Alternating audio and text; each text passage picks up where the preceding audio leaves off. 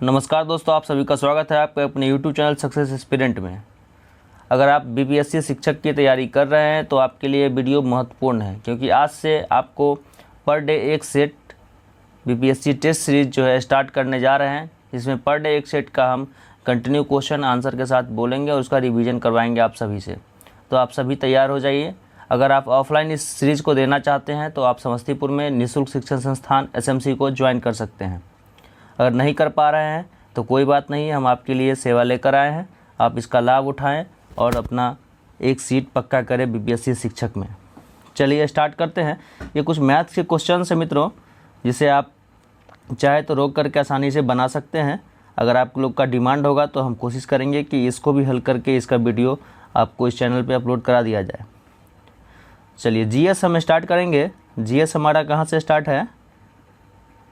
GS आपका start हो रहा है 46 नंबर क्वेश्चन से। चलिए स्टार्ट करते हैं। 46 है यानी 46 नंबर प्रश्न है, कंप्यूटर की भौतिक बनावट क्या कहलाती है? तो कंप्यूटर की जो भौतिक बनावट होती है वो होती है आपको हार्डवेयर। और सॉफ्टवेयर कौन सा होता है? जिसे आप छू नहीं सकते हैं, सिर्फ महसूस करते हैं, देख पाते हैं, वही होता है। चलिए दूसरा है, सर्वप्रथम आधुनिक कंप्यूटर का आविष्कार कब हुआ? तो ये आपका 1946 में हुआ था, ऑप्शन नंबर ए। उसके बाद है, दुनिया का पहला माइक्रो प्रोसेसर कौन सा है? तो वो हो जाएगा आपका इंटेल 4004। अगला प्रश्न हमारा कि आप किसी कंप्यूटर में रिमोट लॉगिन कर सकते हैं, किससे? तो इसका आंसर हो जाएगा दोस्तों टेलनेट। भारत में सर्वप्रथम दिखाई देने वाला कंप्यूटर वायरस, तो ये है आपका सी ब्रेन। चलिए नेक्स्ट क्वेश्चन हमारा है 51 नंबर प्रश्न आपका यहाँ पे है। थोड़ी सी त्रुटि असुविधा होगी तो उसके लिए दोस्त क्षमा करेंगे। बिहार का चौरी विद्रोह किस वर्ष हुआ था? तो ये आपका हुआ था 1798 में। 52 नंबर है कि बिहार के किस व्यक्ति ने मिनटों में यानी कि मिनटों में कैलेंडर की तारीख बताने पर Guinness book of world record में अपना नाम दर्ज करवाया? तो ये हो जाएगा आपका अभय कुमार। अगला प्रश्न है, बिहार के किस रेलवे स्टेशन पर पहला ब्रेल लिपि मैप लगाया गया है? ये हो जाएगा आपका पटना। अगला प्रश्न हमारा कि मुंगेर के बरहिया ताल विरोध का उद्देश्य क्या था? तो इसका आंसर है आपका ऑप्शन नंबर ए, बकास्त भूमि की वापसी की मांग। चलिए अगला प्रश्न है, जिस आदिवासी नेता को जगत पिता यानी धरती आबा कहा जाता था, उनका नाम क्या था? तो उनका नाम था बिरसा मुंडा। नेक्स्ट क्वेश्चन है कि किस शासक द्वारा सर्वप्रथम पाटलिपुत्र का राजधानी के रूप में चयन किया गया था? तो ये आपका अशोक हो जाएगा। इन्होंने ही पाटलिपुत्र शहर को बसाया भी था। सॉरी दोस्तों, इसका नाम ऑप्शन हो जाएगा उदयन। उदयन बसाया भी था और राजधानी सर्वप्रथम इन्होंने ही बनाया था अपना। चलिए नेक्स्ट क्वेश्चन है हमारा कि बिहार में सर्वाधिक लंबी राष्ट्रीय राजमार्ग कौन सा है? तो ये आपका NH 31 है। अगर भारत में पूछ लिया जाए तो वो आपका NH 44 हो जाएगा। अगला प्रश्न है, बिहार स्टूडेंट कॉन्फ्रेंस की स्थापना कब हुई थी? तो ये आपका 1905 में हुआ था। चलिए बहावी आंदोलन का मुख्य केंद्र कहाँ था? 59 नंबर क्वेश्चन है ये, बहावी आंदोलन का मुख्य केंद्र कहाँ था? तो ये हो जाएगा आपका पटना। 60 है, बिहार में प्रथम दूरदर्शन केंद्र खोला गया था, कब? तो ईस्वी पूछा जा रहा है, तो ये 1978 में खोला गया था। 61 है, कॉक्स शब्द संबंधित है किस खेल से? तो ये आपका नौका दौड़ से है। 62 है, एशियाई खेल का नामकरण किसने किया था? एशियाई खेल का नामकरण आपको जवाहरलाल नेहरू जी ने किए थे। 63 नंबर प्रश्न है कि गामनी, संजीवनी, अमर, ब्राह्मणी किस खेल के विविध रूप हैं? तो ये इसका ऑप्शन हो जाएगा दोस्तों नन, क्योंकि ये सभी जो है वो कबड्डी से हैं। रग्बी यूनियन खेल की एक टीम में कितने खिलाड़ी होते हैं? तो दोस्तों 15 होते हैं, ऑप्शन नंबर बी। 65 है, अपर कट किस खेल से संबंधित है? तो क्रिकेट नहीं है, अपर कट जो है आपका बॉक्सिंग से है। चलिए 66 है, डिटर्जेंट किसे कहा जाता है? तो डिटर्जेंट जो है वो साबुन रहित साबुन को कहा जाता है। तत्वों का दूसरा समूह कहलाता है, क्या कहलाता है? तो आपको ये क्षारीय धातु कहलाता है। चलिए 68 नंबर प्रश्न है, इक्का एल्युमिनियम को आधुनिक आवर्त सारणी में किस धातु या धातु के रूप में नामित किया गया है? तो इसका आंसर हो जाएगा आपका ऑप्शन नंबर बी, गैलियम। 69 है, फ्लोरीन में कम से कम कितना कार्बन परमाणु होते हैं? ये आपका हो जाएगा 60। एक कार्बन क्रेडिट समतुल्य है किसके? तो 1000 kg कार्बन डाइऑक्साइड के। 71 है, टर्नर सिंड्रोम में गुणसूत्रों की संख्या कितनी होती है? तो टर्नर सिंड्रोम में गुणसूत्रों की संख्या जो होती है वो 45 होती है, यानी 45, ऑप्शन नंबर सी। किस प्रकार की कोशिका से त्वचा बनी है? तो त्वचा बनी है आपको अधिचर्म कोशिका से, ऑप्शन नंबर बी हो जाएगा 72 का राइट आंसर। चलिए 73 पे आते हैं कि निम्न में से कौन सा एक सरल अस्थायी उत्तक है? तो ये फ्लोएम और जाइलम दोनों है। फ्लोएम जो है वो क्या करता है, खाद्य पदार्थ पहुंचाता है, जाइलम खनिज लवण। तो ऑप्शन नंबर सी इसका राइट आंसर है, A+B। चुकंदर में हट रोग किस तत्व की कमी से होता है? तो चुकंदर में जो हट रोग होता है वो बोरॉन की कमी से होता है। चलिए 75 है, सरीसृप एवं स्तनधारी के बीच की कड़ी को क्या कहा जाता है?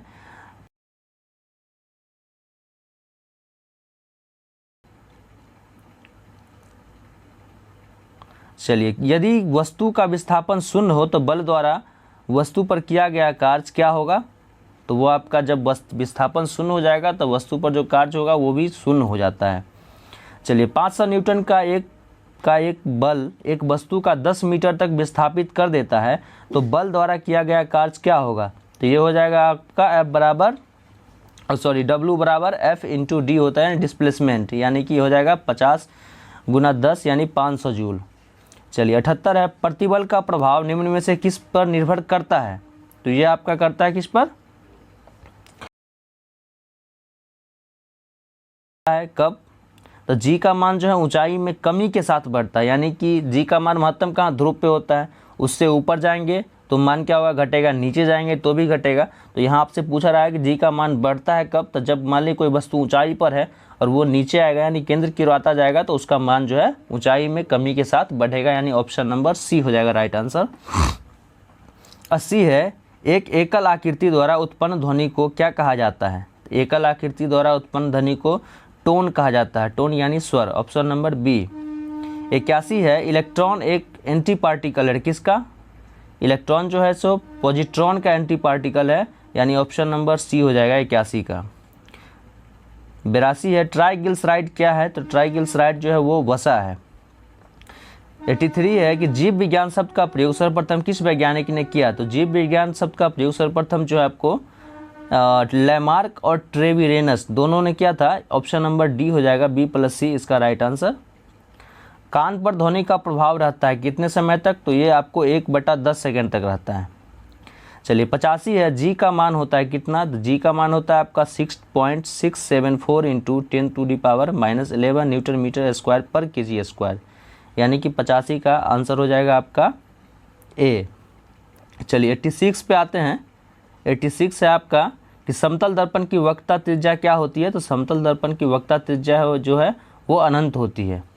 द्रव्यों की श्यानता किससे ज्ञात की जाती है? तो ये आपको विस्कोमीटर से किया जाता है। द्रव्यों की श्यानता किससे ज्ञात की जाती है? विस्कोमीटर से। 88 में है, गैसों एवं द्रव्यों में ऊष्मा का संचरण किस विधि द्वारा होता है? तो ये आपका संवहन विधि द्वारा होता है। ठोस में होता है आपका चालन विधि के द्वारा। सबसे अधिक आयनन क्षमता होती है किसमें? सबसे अधिक आयनन क्षमता होती है आपको अल्फा किरण में। सूर्य एवं तारों से प्राप्त ऊर्जा होती है किस प्रक्रिया द्वारा? तो ये आपका होता है नाभिकीय संलयन होता है, यानी कि ऑप्शन नंबर ए। नाभिकीय विखंडन कब होगा? जब परमाणु विस्फोट जो होता है उसमें आपका जो ऊर्जा निकलता है वो नाभिकीय विखंडन होता है। चलिए, जिला न्यायाधीशों की नियुक्ति की जाती है अनुच्छेद। सरकारों द्वारा शुल्क एवं कर लगाने का अधिकार संविधान की किस अनुसूची में उल्लिखित है? तो ये आपका है 7वां अनुसूची में, यानी ऑप्शन नंबर बी 92 का। 93 पे आते हैं, संविधान की अनुसूची 6 किस राज्य में लागू नहीं होती है? तो ये आपका है मणिपुर। मणिपुर में जो है अनुसूची 6 लागू नहीं होती है। 94, भारतीय संसद की सबसे बड़ी समिति कौन सी है? तो 94 का आंसर हो जाएगा भारतीय संसद की सबसे बड़ी समिति जो है वो प्राक्कलन समिति है। 95 है, विधान परिषद की किसी साधारण विधेयक को रोक सकती है कितने माह तक? तो ये आपको 4 माह तक रोक सकती है, ऑप्शन नंबर बी हो जाएगा। 96 है, नए राज्य के गठन की शक्ति किसे प्राप्त है? तो ये आपको संसद को है। संसद ही आपको उसमें संशोधित करके सीमा तय करता है और वहाँ बना सकता है। संसद किसको कहा जाता है? संसद के 3 अंग होते हैं, कौन कौन? राष्ट्रपति, लोकसभा और राज्यसभा, ये 3 अंग होते हैं। ये भी ध्यान रखेंगे, कई बार ये भी क्वेश्चन आता है। नेक्स्ट है, भारतीय संविधान के किस भाग को भारत का मैग्ना कार्टा कहा जाता है? तो आपको ये भाग 3 को कहा जाता है मैग्ना कार्टा। उसके बाद है भारतीय संसद का सचिवालय है किसके अधीन है, तो ये जो है आपका सरकार से स्वतंत्र है। भारतीय संसद का जो सचिवालय है वो सरकार से स्वतंत्र है। अंत्योदय दिवस कब मनाया जाता है, अंत्योदय दिवस मनाया जाता है आपको 25 सितंबर को। उसका 100 नंबर क्वेश्चन है, भारतीय संविधान में कितने मौलिक कर्तव्य हैं, तो वो आपका 11 हो जाएगा, ऑप्शन नंबर बी। 101 है, भारत किसके साथ मिलकर नेट जीरो नवाचार वर्चुअल केंद्र की स्थापना की, तो नेट जीरो नवाचार जो है वो भारत ब्रिटेन के साथ किया है। ये करंट का क्वेश्चन है। अगला हमारा प्रश्न है कि हाल ही में LIC के नए अध्यक्ष बने हैं कौन, तो ये बने आपको सिद्धार्थ मोहंती। उसके बाद है जून 2022 में किन 2 देशों को राष्ट्रमंडल देशों के समूह में शामिल किया गया है, तो ये आपका गैवान प्लस टैगो, यानी इन दोनों को शामिल किया गया राष्ट्रमंडल देशों में। 103 का सी हो जाएगा आपका राइट आंसर। आते हैं 104 पे। 104 है दोस्तों, ड्रोन नीति तैयार करने वाला देश का पहला राज्य कौन सा है, तो ड्रोन नीति तैयार करने वाला देश का पहला राज्य जो है वो आपका HP है, यानी हिमाचल प्रदेश। 105 है, 32वां ग्रीष्मकालीन ओलंपिक जापान के किस स्टेडियम में संपन्न हुआ, ये आपका हुआ new national stadium, option number A. 106 है, मिसाइल वुमेन ऑफ इंडिया किसे कहा जाता है, तो आपको टेसी थॉमस को कहा जाता है मिसाइल वुमेन ऑफ इंडिया। और मिसाइल मैन ऑफ इंडिया अगर पूछ दिया जाए तो वो हो जाए आपका डॉक्टर APJ अब्दुल कलाम। चलिए, वर्तमान में CGA कौन है, तो CGA है आपको SS दुबे, ठीक है। और CAG हो जाएगा आपका गिरीश चंद्र मुर्मू, और CGA है SS दुबे। तो इस क्वेश्चन का राइट आंसर हो जाएगा ऑप्शन नंबर सी। अगला प्रश्न हमारा, वर्तमान में नीति आयोग के CEO कौन है, तो नीति आयोग के CEO जो हैं वो कौन है, वो है BR सुब्रमण्यम। नीति आयोग के CEO हैं BR सुब्रमण्यम। और उपाध्यक्ष पूछ दिया जाए तो नीति आयोग के जो उपाध्यक्ष हैं वो हैं सुमन बेरी।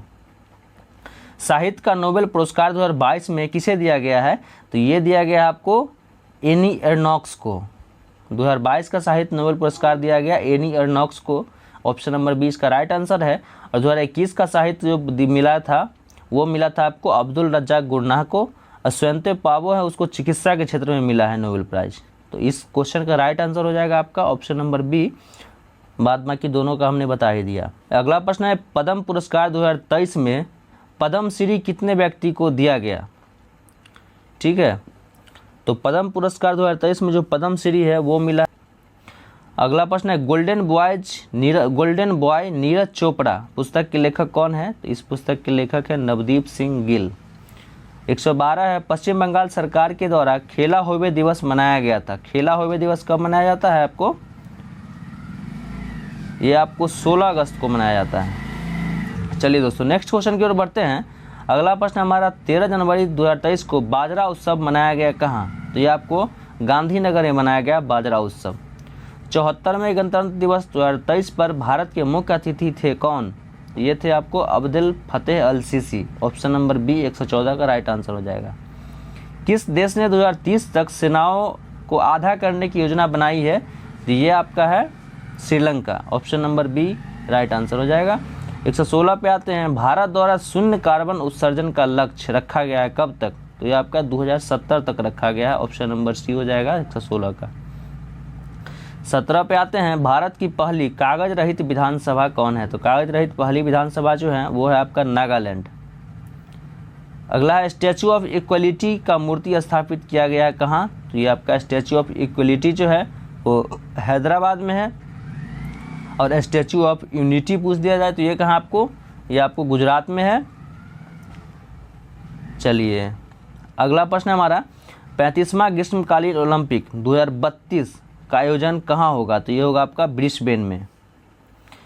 चलिए, नेक्स्ट क्वेश्चन है, किस राज्य या केंद्रशासित प्रदेश को गुच्छी मशरूम के लिए GI टैग प्रदान किया गया, तो गुच्छी मशरूम के लिए GI टैग जो दिया गया ये आपको जम्मू कश्मीर हो जाएगा। 120 हो गया। 121 पे आते हैं। 121 है, कौन सा देश प्यासी भूमि का देश कहलाता है, तो आपका हो जाएगा ये ऑस्ट्रेलिया। प्यासी भूमि का देश किसे कहा जाता है, ऑस्ट्रेलिया को। 122 है, विश्व प्रसिद्ध डोनबास कोयला क्षेत्र किस देश में स्थित है, तो डोनबास आपको यूक्रेन में है। अब आते हैं, राजघाट बांध किस नदी पर है, राजघाट बांध आपका बेतवा नदी उत्तर प्रदेश। मछलियों का अध्ययन भूगोल के किस शाखा के अंतर्गत आता है, तो मछलियों का अध्ययन अगर पूछ दिया जाए तो वो हो जाएगा आपका इकिथियोलॉजी, ऑप्शन नंबर बी। और मत्स्य पालन पूछ दिया जाए तो वो होता है पिसीकल्चर। इसका आंसर हो जाएगा आपका बी। फ्रांस तथा जर्मनी के बीच कौन सी रेखा है? तो फ्रांस तथा जर्मनी के बीच जो है आपका मैगिनॉट रेखा है। हवा में पौधों को उगाना क्या कहलाता है? हवा में पौधों को उगाना कहलाता है आपको एरोपोर्टिक। मोचा कहवा उगाई जाती है कहाँ? मोचा कहवा एक कहवा की किस्म है, अच्छी किस्म है, जो यमन में उगाई जाती है। ऑप्शन नंबर सी 127 का हो जाएगा। भारत का पूर्व से पश्चिम का विस्तार कितना है? तो भारत के पश्चिमी तट पर स्थित बंदरगाह, पश्चिमी तट पर आपका कांडला जो कि गुजरात में पड़ता है। तुलबुल परियोजना किस नदी पर है? तो ये आपका किस झील पर है? तो आपका अगर नदी पूछ देता तो ये हो जाता आपका झेलम नदी, लेकिन अगर झील पूछ दिया है किस झील पर है तो ये वूलर झील के मुहाने पर, यानी ऑप्शन नंबर सी हो जाएगा इसका राइट आंसर। अगला 31 है, हड़प्पा सभ्यता के किस पुरास्थल को सिंध का बारा या मृतकों का टीला कहा गया है? तो ये आपका मोहनजोदड़ो को कहा गया, ऑप्शन नंबर बी। 32 है, कनिष्क ने किस धर्म को राजा श्रेय प्रदान किया था? तो कनिष्क जो है वो बौद्ध धर्म को श्रेय दिए थे। इन्हीं के समय में कुंडलवन कश्मीर में आपका वो चौथा बौद्ध संगीति हुआ था, जब बौद्ध धर्म 2 भागों में बट गया था, हीनयान और महायान के। चलिए नेक्स्ट क्वेश्चन है हमारा कि किस मुगल शासक का मकबरा भारत में नहीं है? तो ये आपका जहांगीर का नहीं, जहांगीर का मकबरा जो है आपका कहाँ है? जहांगीर का मकबरा है आपको, जहांगीर का मकबरा लाहौर में है। अकबर का आपका भारत में सिकंदरा में है। हुमायूं का दिल्ली में है। शाहजहां का आगरा में है। चलिए नेक्स्ट क्वेश्चन है आपका 25,000 रुपये की एक राशि, इसको आप बनाएंगे, हल करेंगे तो 7% इसका आंसर निकल के आएगा। चलिए नेक्स्ट क्वेश्चन पे हम आते हैं।